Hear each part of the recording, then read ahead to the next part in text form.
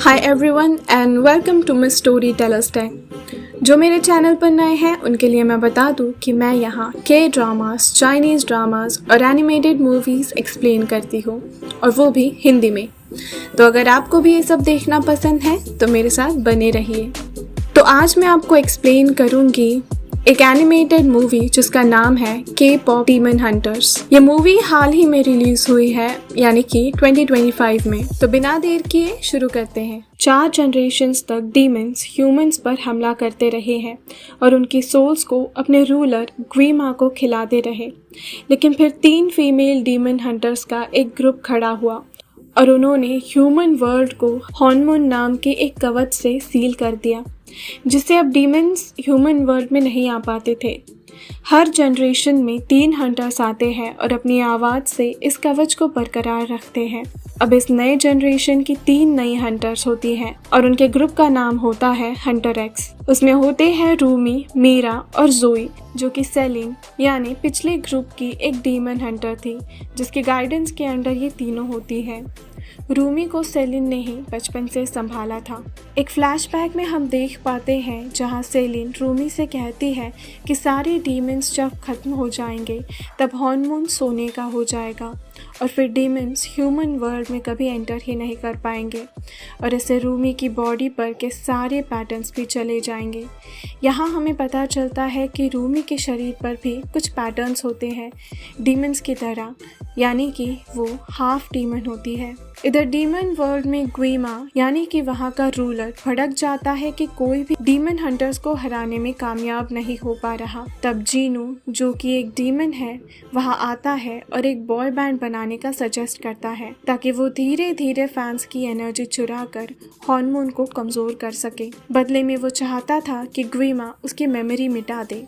सब इस सुझाव पर हामी भरते हैं। रूमी की आवाज़ खराब हो जाती है, जिसके लिए वो एक डॉक्टर के पास जाते हैं, जो कहा जाता था कि किसी भी बीमारी को ठीक कर देते हैं। तो गर्ल्स वहाँ जाती है, पर उन्हें ट्रीटमेंट की जगह बस कुछ टॉनिक के पैकेट्स मिलते हैं। वो वहाँ से बाहर आते ही उन्हें सामने कुछ लड़के दिखाई देते हैं, जिन्हें देखकर वो पागलों की तरह फैन गर्लिंग करने लगती है। रूमी कुछ इंटरेस्टेड नहीं होती, लेकिन तभी उनके पीछे से एक लड़का आता है, जिसे देखकर वो बस देखती रह जाती है।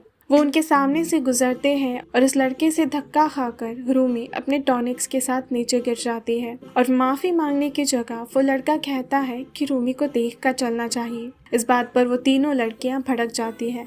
तभी कहीं से पॉप म्यूजिक चलने की आवाज़ आती है।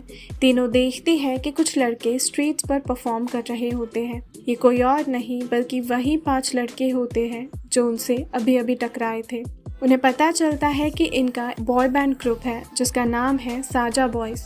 पर यही नहीं, उनके शरीर पर भी डीमंस वाले पैटर्न्स होते हैं। वो देखकर मीरा कहती है कि उन्हें मार डालना चाहिए, पर रूमी कहती है कि वहाँ बहुत लोग हैं, इसीलिए अभी नहीं। लोग साजा बॉयज़ का गाना सुनकर मानो पागल से हो गए थे। अब हंटर एक्स मिशन के लिए तैयारी शुरू कर देती है, जिसका नाम होता है किल साजा बॉयज़, जिसके लिए वो एक रियलिटी शो में पहुंच जाती है जहां वो गेम खेल रहे होते हैं। वो ऊपर से उन्हें मारने का सही वक्त ढूंढ रही होती है कि तभी जीनो को, यानी कि उनमें से एक मेंबर को ये पता लग जाता है और वो उन्हें एज सरप्राइज गेस्ट वहाँ उनके साथ खेलने के लिए मजबूर कर देते हैं। शो के बाद वहाँ साजा बॉयज़ को पकड़ते हुए हंटर एक्स डीमन से फाइट करते हैं। रूमी जीनो को मारने के लिए उसके पीछे भागती है और फाइट के दौरान वो रूमी के हाथ पर बने पैटर्न्स को देख लेता है और उसे समझ आ जाता है कि रूमी भी हाफ डीमन है। पर वो रूमी के हाथ पर एक रुमाल बांधकर मीरा और जोई के सामने ये बात एक्सपोज होने से रोक लेता है और रूमी बाल बाल बच जाती है। ये बात मॉन्स्टर डीमन को पता लग जाती है। साजा बॉयज़ अब बहुत फेमस हो गए थे और हंटर एक्स अब उनसे डायरेक्ट कंपटीशन में थी। उनसे ज़्यादा अब साजा बॉयज़ की फ़ैन फॉलोइंग बढ़ रही थी। हंटर एक्स एक नया सॉन्ग रिलीज़ करने का डिसाइड करती है ताकि आने वाले अवार्ड शो में परफॉर्म करके वो फिर से सबकी फेवरेट बन जाए और टॉप पर आ जाए और वो हॉर्नमून को सील करने में कामयाब हो जाए और वो लिरिक्स लिखना स्टार्ट कर देती है। तभी रात को एक टाइगर जैसा एनिमल रूमी की बालकनी में आता है जिसे जीनू ने भेजा था। वो उससे मिलना चाहता था। वो टाइगर का पीछा करते हुए जीनू के पास पहुंच जाती है। वहाँ दोनों में थोड़ी फाइट लाइक सिचुएशन हो जाती है, पर बाद में जीनू उसे बताता है कि सारे डीमंस को गुइमा कंट्रोल करता है। वो सब शर्म और दुख के साए में जी रहे हैं जो उन्हें गुइमा की आवाज़ से सुनाई देती है। जीनू को भी गुइमा ने 400 साल पहले एक बहुत खूबसूरत आवाज़ दी थी जिसकी वजह से वो और उसकी फैमिली अच्छा जीवन जी सके, लेकिन फिर वो डीमन वर्ल्ड में आ गया और अब वो गिल्ड के साए में जीता है। अवार्ड शो पास आ रहा था और हंटर एक्स अपना नया सॉन्ग टेक डाउन लिखने में बिजी थे जिसमें वो साजा बॉयज को एक्सपोज करने वाले थे, लेकिन रूमी को डीमंस के लिए बुरा लगने लगता है और वो जीनू के साथ एक डील करती है कि अगर वो उसे अवार्ड शो जीतने में मदद करता है और हॉर्मोन गोल्ड हो जाता है तो वो ह्यूमन वर्ल्ड में आज़ादी से रह सकता है। अवार्ड शो पास आ रहा था और डीमन लोगों की सोच चुरा कर हॉर्मोन को और कमज़ोर बनाते जा रहे थे।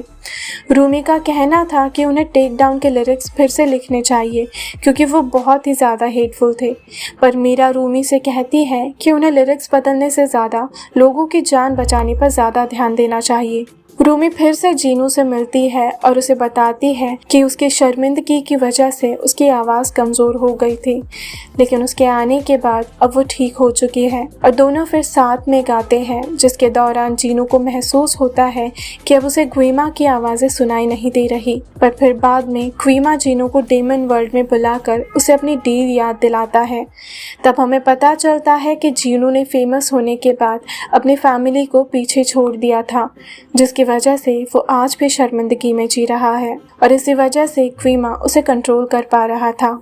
यही सब भुलाने के लिए जीनू अपनी मेमोरीज को मिटा देना चाहता था। वहाँ डीमन वर्ल्ड में मौजूद सारे डीमंस की ऐसी ही कोई ना कोई बैक स्टोरी थी और वो इसीलिए गुइमा के गुलाम बन चुके थे। साजा बॉयज़ की फाइनल परफॉर्मेंस शुरू होने जा रही थी और सारे फैंस और खुद मीरा और जोई उसकी तरफ खींचे जा रहे थे। गुइमा की आवाज़ सबको कंट्रोल कर रही होती है। रूमी सेलिन से कहती है कि वो उसे मार दे क्योंकि वो भी तो हाफ डीमन है, पर सेलिन मना कर देती है ये कहते हुए कि उसे अपने मार्क्स छुपाने चाहिए और वो सब ठीक कर देगी। पर रूमी सेलिन पर गुस्सा हो जाती है क्योंकि उसे हर बार अपने पैटर्न्स छुपाने पड़े और वो अब इस सब से थक चुकी थी। सेलिन ने भी कभी उसे पूरी तरह प्यार नहीं किया था। इधर साजा बॉयज़ अपनी परफॉर्मेंस से हार्मोन को वीक किए जा रहे थे कि तभी पीछे से किसी के गाने की आवाज़ आती है, रूमी के। रूमी को देख मीरा और जोई भी होश में आ जाते हैं और उसे ज्वाइन करते हैं। हंटर एक्स अब फिर से साथ आ चुके थे और वो एक सॉन्ग परफॉर्म करते हैं शेम और फियर के बारे में। डीमंस अटैक करने लगते हैं और हंटर्स फाइट बैक करके सबको मारते हैं। तभी गुइमा रूमी पर अटैक करता है, पर जीनू उनके बीच आकर रूमी को बचा लेता है। रूमी कहती है कि वो उसे आज़ाद करना चाहती थी। जीनू कहता है उसने किया तो उसने उसे अपनी सोल वापस दे दी और अब वो अपनी सोल उसे देता है।